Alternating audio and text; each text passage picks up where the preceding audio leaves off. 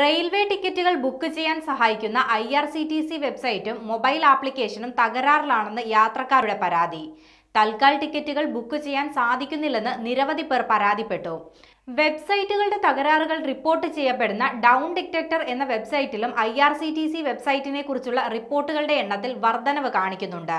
ഇന്ന് 11 മണിയോടെ non-AC Tatkal booking ആരംഭിച്ചതോടെ വെബ്സൈറ്റ് പൂർണ്ണമായും കിട്ടാതായി.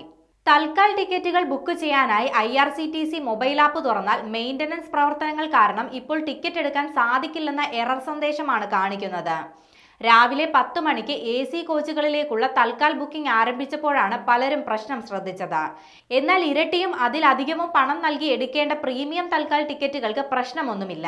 ഇത് വലിയ തട്ടിപ്പാണെന്നാണ് നിരവധി പേർ സോഷ്യൽ മീഡിയയിൽ പങ്കുവെക്കുന്നത്. ഇന്ന് 11 മണിക്ക് non-AC കോച്ചുകളിലേക്കുള്ള തൽക്കാൽ ടിക്കറ്റ് ബുക്കിംഗ് ആരംഭിച്ചതോടെ വെബ്സൈറ്റ് പൂർണ്ണമായും കിട്ടാതായി.